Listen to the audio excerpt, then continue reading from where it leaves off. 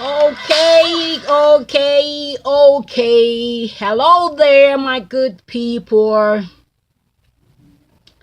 I have a very important topic, or I have good, important topics to talk about today.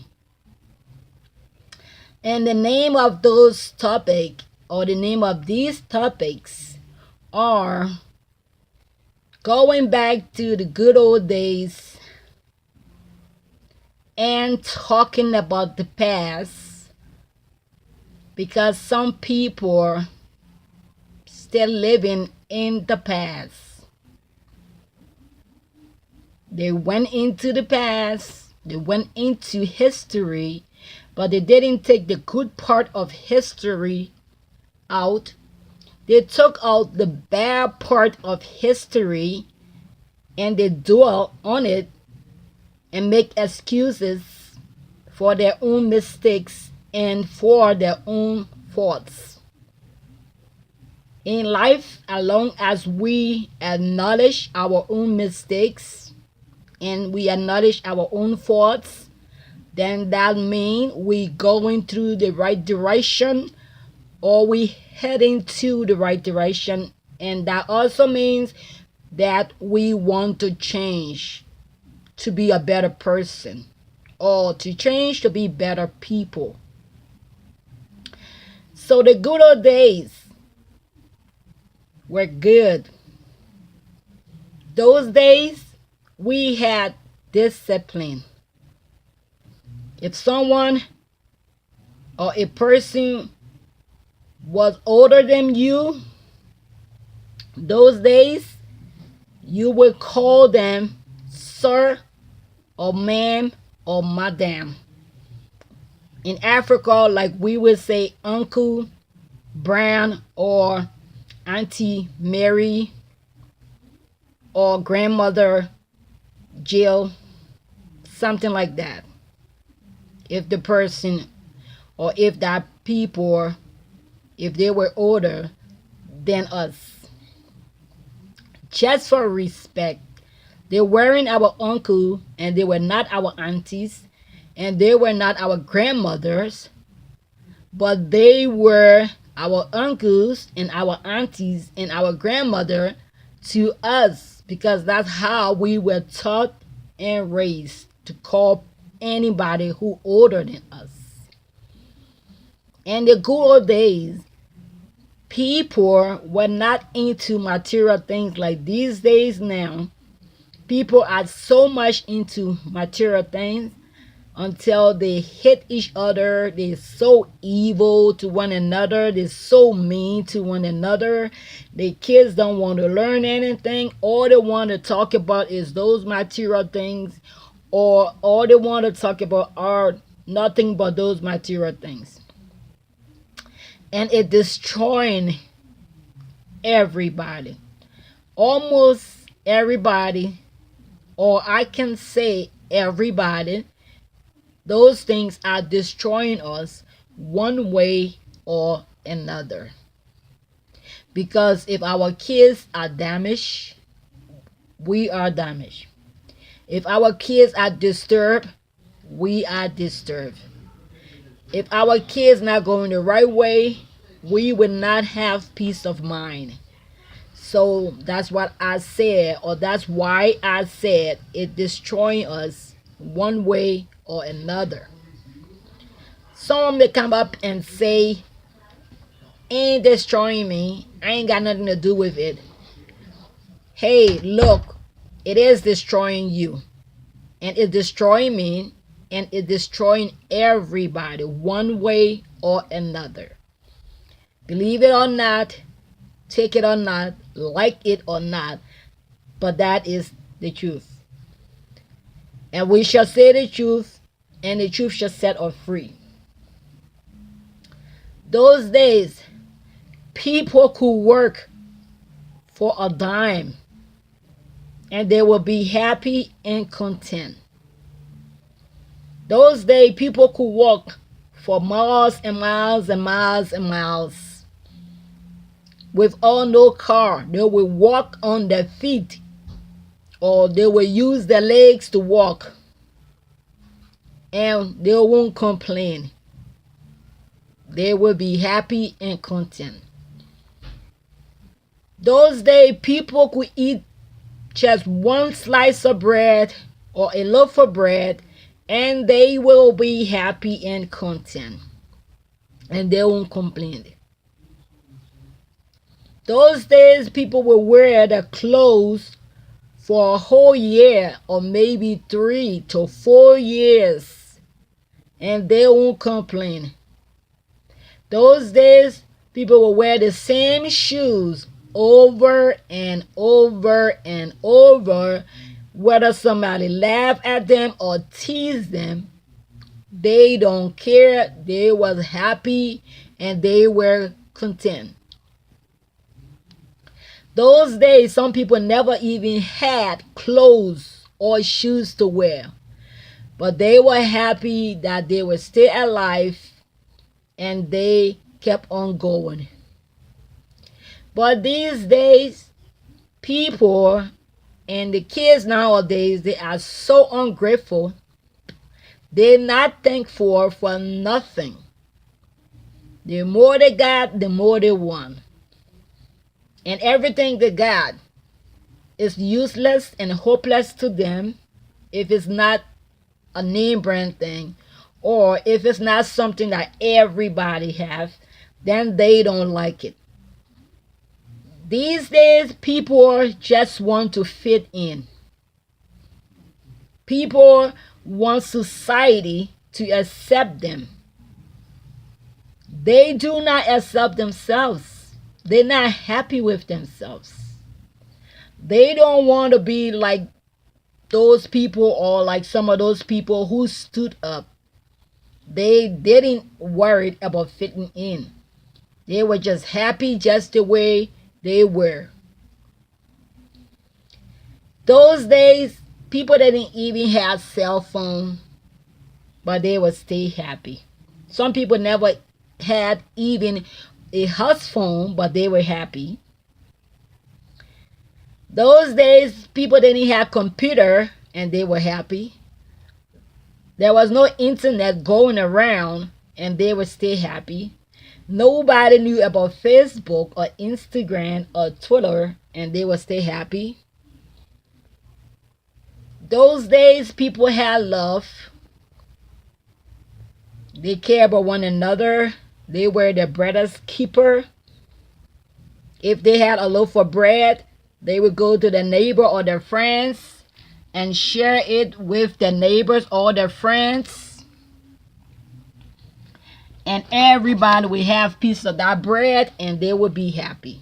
And everybody will be happy. Those days, when my mother cooked, she will feed the whole city. She will feed her neighbor kids, and she will feed her kids. Those days, when our neighbor used to cook, they would invite us to come in and eat. Everybody had love, and everybody used to care about their friends, their relatives, their family, and their neighbors. Those days, it was so good. People were so respectful, most especially when they see older people around. For example, if the older person gets on the bus and they standing up, the younger person will stand up and give the older lady a seat to sit down. Those days, when a young person walking down the street and saw an older lady with her bag, struggling to take her bag in the house, or she having problem to take her bags in her car, the younger person or the neighbor will go there and help that old lady or that old person to take the bag in the house or in the car. They didn't even have to ask the old lady, do you need help? Can I help you? They would just go to the old lady hold her hands and grab her bag in a very polite way and help her to her house and in her car. Nowadays, people don't even ask you, do you need help? They don't even say hi to you. They don't even ask you, how are you? How was your day? Everything going on fine with you? Are you okay? Are you having a pretty good day? People just walk past people like they don't even see them. Those days, if you walk past anybody or an older person, most especially in Africa, they will pull you by your arms or by your ears and tell you, hey, look, come here. You walked past me, you didn't see me. Can't you say hi? And when those people were talking to us, we used to stand still. We used to be silent and listen to them. Nowadays, if you walk past anybody or if you walk past an older lady and she grab your hands and say, come on here, you walk past me, you didn't see me, can't you say hi? They're going to look at her up and down. Then they're going to say something nasty, or they're going to talk underneath their breath, and they're going to walk away, and they're going to keep on talking. Then they're going to go tell their friends that you see that old lady over there. I was just walking and she just came and grabbed my hands and told me, come on over here. Don't you see me? Can't you say hi? Who she thinks she is? It wasn't that way those days. Those days were respect, love for one another, and we had decency. Those days were so great. If you eat something today or if you don't eat anything at all, you drink your water, you say your prayer, and you go to bed. And you thank God to see another day if you wake up to see another day. Those days, family used to sit around on the table having their dinner together. Before they eat the food, they would say their prayers. And those days, when mother or grandmother cook and nobody home, grandmother or mom would wait for everybody to get home so everybody can eat together as one big happy family, so everybody can say their prayers together. And then after that dinner, they can go take a shower, or if the kids have any homework, grandmother or mom or dad will help the kids with their homework. Then they will go and take a shower or a bath, and then they will go to bed. Those days were so great. Nowadays, when the kids not home, even if you call their cell phone just to check on them, they get angry. Why are you calling me? I am not a little girl. I ain't no little boy. I know I'm okay. I know what I'm doing. We did not say those things to our parents those days, or neither to our neighbors those days. Those days, when you leave the house and go for at least 10 minutes, only 10 minutes, mom will call and check on you, grandmother will call and check on you, auntie will call and check on you, even your uncle will call and check on you. Sometimes your neighbors call and check on you. And we was happy because we was taught and we were raised that way, that if when somebody check on you, that means the person cares and the person loves you. We used to be happy, very happy. We used to say, Mom, always sorry we didn't call you. Okay, but we next door visiting our friends and we will be home soon. That was how things used to work those days. These days, the kids just want to do everything the way they want to do it, how they want to do it, when they want to do it. But the only time they don't want to do something, how they want to do it, when they want to do it, when they get into trouble. When they get into trouble and the police take them away, who they want to call? Mom or dad or brother or the sister to help them get out of the trouble. But it's so sad when they get out of the trouble, they go right back and do the same thing. Or they go back and do something even worse. So that's why some of us keep saying, forget about putting them in prison. Do not put them in jail anymore. Find another way to punish them. If you guys can put them in the military for a year or two, when they come out, they will know how to be decent and they will know how to act like a decent, normal person. Like in Africa, we don't be putting nobody in prison. We train them. We teach them how to behave, how to act like normal, decent people. We give them tough love. Nobody sue nobody in Africa, because nobody ain't got time to listen to that crap. That's how we call it. If you're gonna sue the police department or the government in Africa, you got to sue the whole city or the whole town, because the whole city or the whole town will get involved and they're going to tell you this is nothing but plain old-fashioned training. And we don't have time to listen to it, and they will kick you and they will kick your kids out of the door. So you must as well do not even waste your time going to sue anybody because they want to train you to be a better person. Those days we had open arms. Open arms. When I mean open arms, we had love for our friends. That's what I said, open arms. We open our arms to our neighbors, to our friends, to our schoolmates, to strangers, people that we don't even know. When they need food, we welcome them in our homes and we give them food.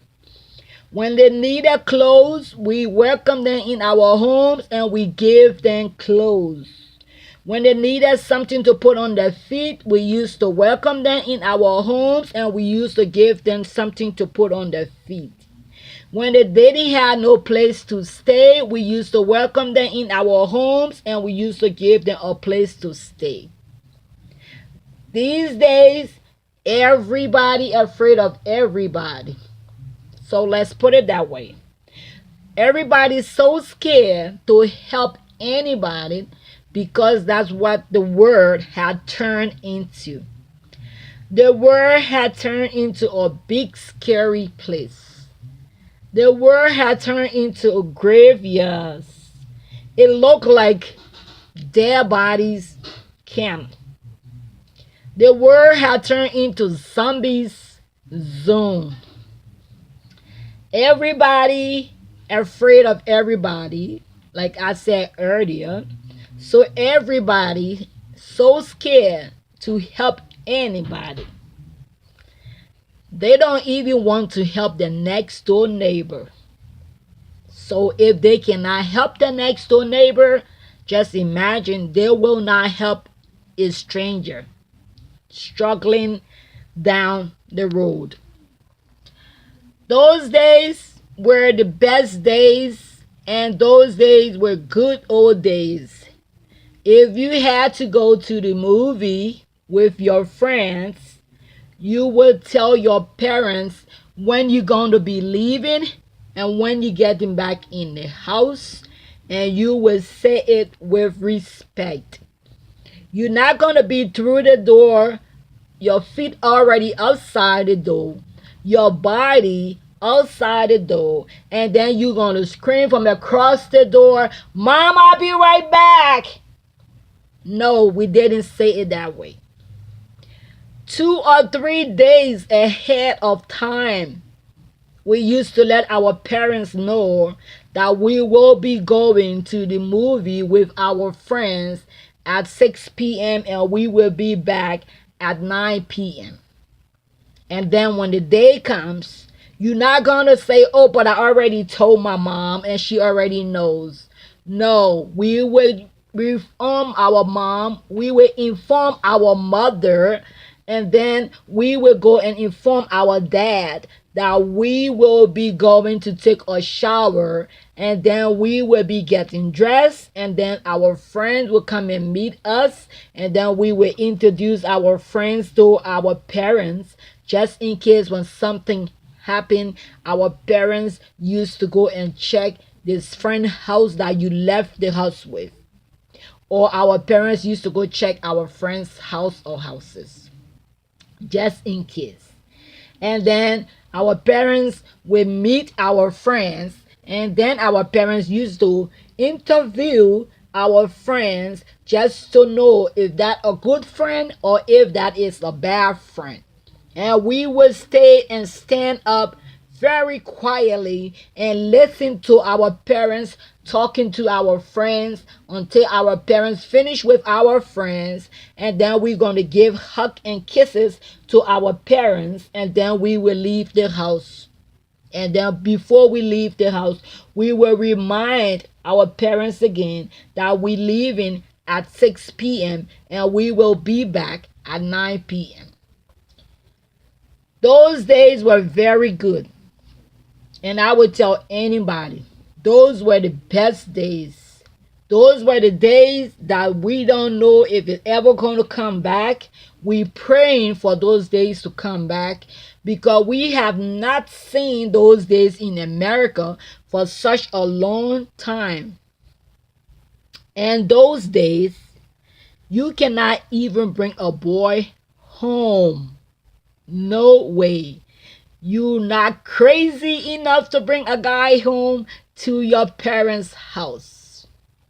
And if you bring a guy home to your parents' house, you will not tell your parents, this is my boyfriend, or this is my lover, or this is my girlfriend.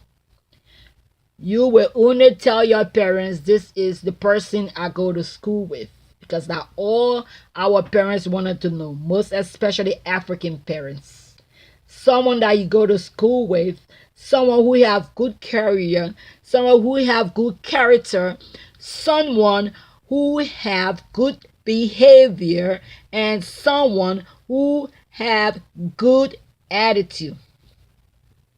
Those days were the good and best days, if anybody can ask me. Those days we had hard training, but those training made some people today sitting in the White House.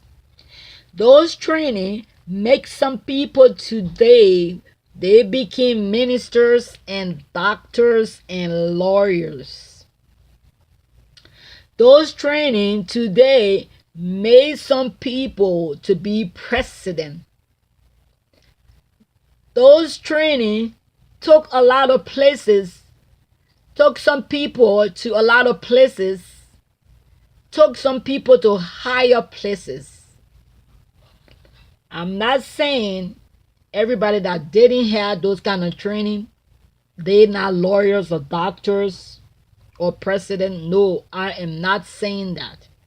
But I'm saying those training help a lot. A whole lot. Those training were very necessary. It was so necessary that if you walk in the office, you knew how to carry yourself in a well-respected manner. If you're sitting among people, let's say in a restaurant, you knew exactly how to behave. Those training help a lot. And those days, you bring your boyfriend home just in case if mom allow you to bring your boyfriend home, which you will have to be in 12th grade to bring your boyfriend home or your girl home. If you bring your boyfriend home, it should be a boy, not a girl. We're not saying anything wrong with being gay or if anything wrong with being a lesbian. But old days tradition, nobody was allowing their kids to be gay or lesbian. You would not walk in mom's house with another girl, introducing that girl to mom, telling mom, hey, look, mom, this is my lover. Another girl in mom's house? No way. Those days ain't going to happen. It was not going to work. Sorry. And those days, you would not walk in the house and bring another guy if you was a boy. You bring another guy to introduce him to your parents as your lover or as your girlfriend or as your boyfriend. It was not going to work. I am so sorry. It will not happen in mom's house. And dad was not going to accept it.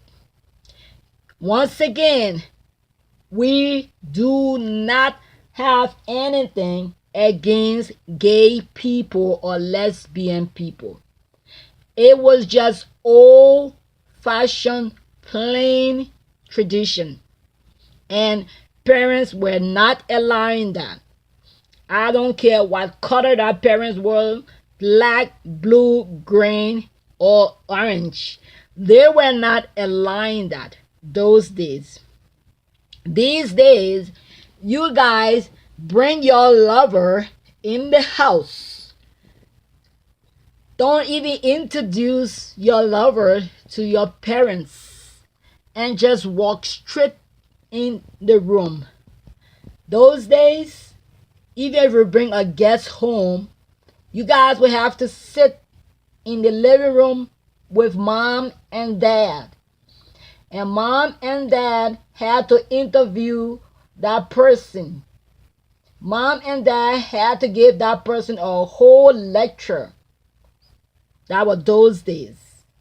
If mom and dad gave that person a whole lecture and mom and dad didn't feel comfortable with that person, trust me, that person was going to go home. Mom and dad would tell you, hey, look, your friend have to leave and they have to leave now. And when mom and dad say that, we never used to say nothing. And that was it. And that was those days. Those days.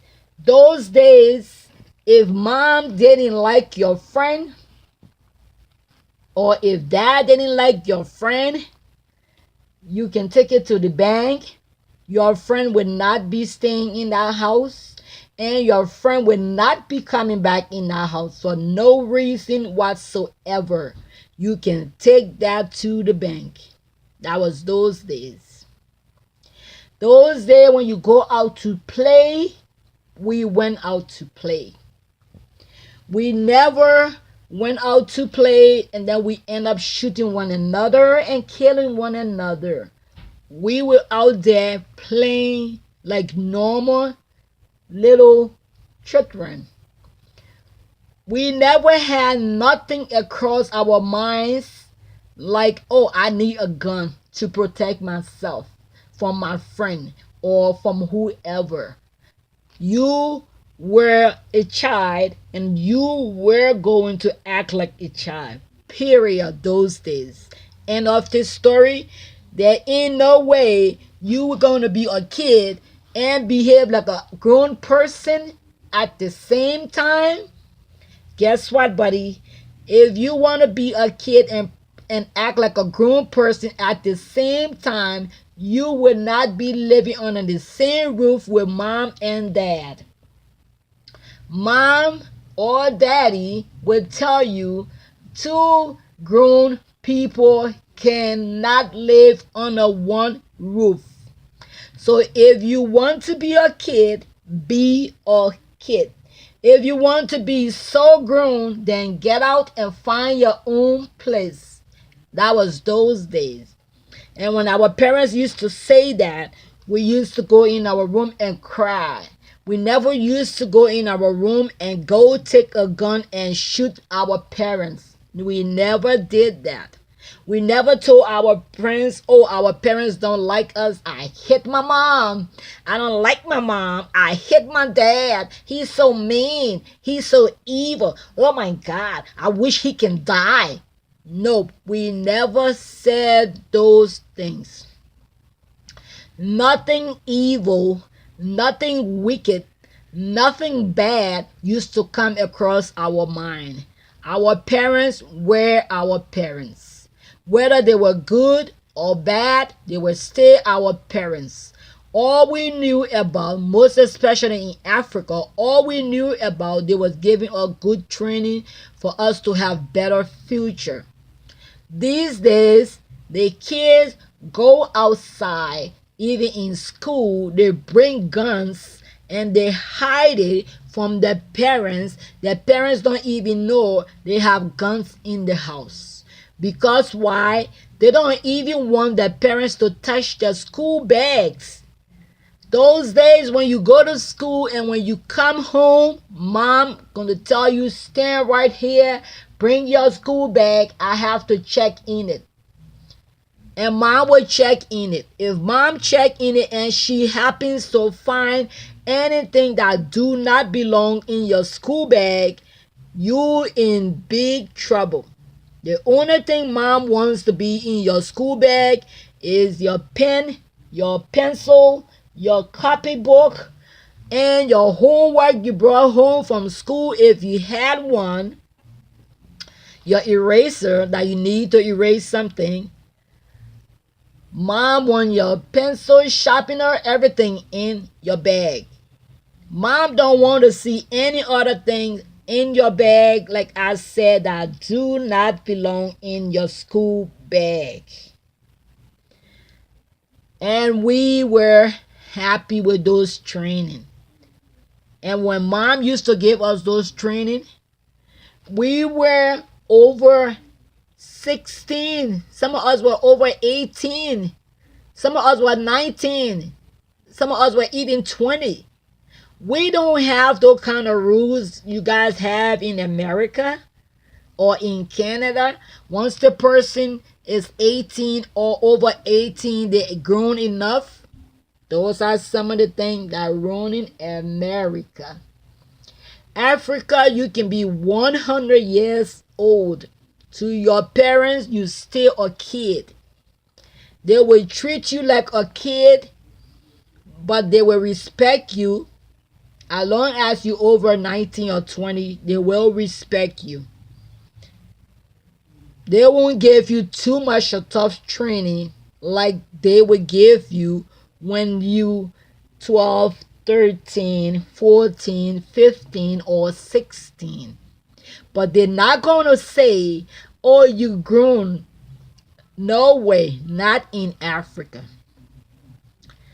We still love our kids. We still treat them like babies, whether they over 18 or 19 or 50 years old. And we used to give our parents respect. Even though we were 50 years old or 45 years old, but we still gave our parents the same respect we gave them when we were 16 years old. It's not because we are afraid of our parents or our parents are some kind of God or something. It's all about the respect and the decency about yourself and about life and towards your parents. Those days were the good old days. I can sit here and I can make thousand and thousand of videos just talking about those days. It came on my mind because people keep throwing around unnecessary things about the past. They went into history. They never brought out the good thing about the past. They only went there and took out the bad things about the past. And some of us sick and tired listening and hearing all those bad things about the past.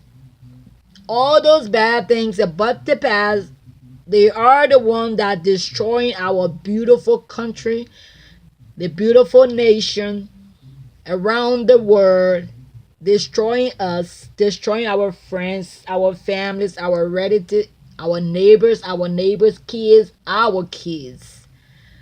Some of those things have to stop. Like today, I received a call from the police department of Canada, and I offer to give them my support, and I volunteer and I agree to give them my help and my support so we all can work together and put an end to all these ugly, awful, nasty, bad things. We all should be able to work together to end all those crimes and all those criminals and all those evil, wicked stuff. We should work together to put an end to people laughing at their friends, they teasing their friends, they bullying their friends, they calling their friends all such names, they mocking their friends. Ain't good.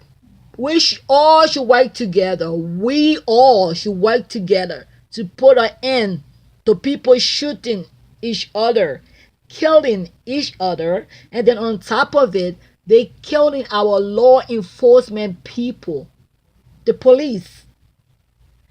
We all should be happy to work together as team to stop these things, to put an end to these things. Those things are not good. They harming us. Some people say, oh, it's not in my backyard, so I don't care. It's not in my backyard. I don't care. I don't have nothing to do with it. Ain't concerning me. Africans say, you think it's not in your backyard, but you never know when it's going to come to your backyard. So before it gets to your backyard, try to prevent it. Americans say prevention is better than cure. Try to keep it away so it shouldn't come to your house or to your backyard. If you work hard to keep it away, it will not come to your house and it won't come to your backyard. So you cannot sit there and feel so comfortable saying, I don't have nothing to do with it, ain't got nothing to do with me. First of all, that being selfish. And God don't like ugly. That man upstairs do not like ugly. He don't like people to be mean, greedy, and selfish. He said in the Bible, when I was hungry, you fed me. When I didn't have no clothes, you gave me clothes to wear. When I was naked, you clothed me. When I didn't have nowhere to stay, you gave me a house or a place to stay. When I was homeless, you sheltered me. So God didn't say for you to sit around and say, oh, he ain't got nothing to do with me. It's none of my concern. No, he never said that.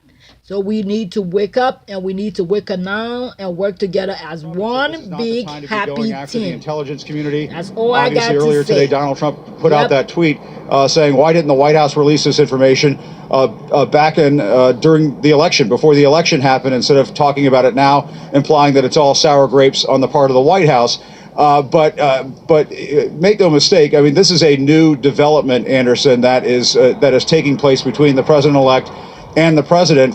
And at one point during those remarks in Hershey, Pennsylvania, earlier this evening, Trump implied that perhaps Ernest was getting his marching orders from somebody else in the White House. Didn't say President Obama, but sort of hinted at it. Just to be clear, and to the point you made before, I mean, the current administration did announce its findings 1 month before the election, right? That's right. Back in October, the intelligence community put out its findings to the White House. The White House released that information, and it basically said that this hacking was likely authorized, or the conclusion was that the hacking was authorized by senior most officials in the Russian government. Josh Earnest was asked about this earlier today because there was a report that Putin knew about all of this, had a hand in all of this. And Josh Earnest said, well, didn't you guys see this report that we put out, this statement that we put out back in October? Josh Earnest telling reporters in the White House briefing room that he didn't think that characterization that senior most officials must have known about this was, in his words, particularly subtle. And so the White House was really leaning into this very stout defense of the intelligence community's assessment that Russia was behind this hack. And it is setting up this very new development, Anderson, and I think we're going to have to keep an eye on it over the next several weeks as we get ready to see President-elect Trump sworn into office. We might see more of a tit-for-tat shots going back and forth between the current White House and the White House that's coming in January. Yeah, Anderson? Jim Acosta, appreciate the reporting tonight. Back with the panel, including CNN military analyst Mark Hertling and Monica Langley, who has some Trump reporting on her own tonight. Monica, first of all, you were at Trump Tower talking to your sources about Donald Trump and his perception of the Russian hack, how much attention he's paying to it. Well, some within the Trump organization, the Trump transition, believe that he is concerned about it. There are others who were close to him that I spoke with who say he has zero interest in it. And this person I spoke with says that the Democrats are so trying to point to the fact that that the Russians are trying to help Trump, that's hurting their own argument. If they just said they were interfering with the election, then maybe Trump wouldn't come out so hard against this. But the fact is, Trump is upset that all they're doing is using it for political purposes. He believes it's delegitimizing his victory. And this senior... Exactly. And this senior advisor said to me, look, he has zero interest in this. All his time is picking the personnel for the new administration and focused on getting good paying American jobs. And he said, we're not focused on it at all. So General Hertling, you now have President Obama saying tonight to NPR, we're going to respond at a time and place of our choosing. Jim talked about kind of a ladder of possible responses, but what are capabilities just in general? I know, Iran's nuclear program was slowed down through, I think it's a cyber virus that was put out by somebody. I'm not sure if it was the U.S. or some other state players. How vulnerable is the U.S. electrical grid? What could actually be done to Russia or to the United States? How bad can it get? Let's break it down in a couple areas, Anderson. First of all, Russia is executing a cyber campaign. That means they're associating various battles to do a strategic objective. They are doing that. We are not right now. There are two various elements of the cyber community. There's computer network defense and computer network attack, CND, CNA. It is either defending our own assets or going after someone else's. There are a variety of things that we can do, and as Jim said earlier, it can do a stair-step approach, anything from implanting spyware to affecting the trust in another government to attacking infrastructure or totally shutting down things. And I think what the president said tonight was he was giving fair warning. He's had the conversation with Mr. Putin, as has been reported multiple times, and Mr. Putin has continued to execute this campaign, not individual terrorist strikes, but a campaign of cyber war as part of an asymmetric attack against the United States and other Western powers. And he's been doing it for years. When I was in Europe, he was doing it to several nations in Europe. So we are in a position right now where we not only have to defend our own infrastructure, which is very challenging to do when you're talking about the size of the country, but there is the potential for computer network attack, although very few people people will admit that.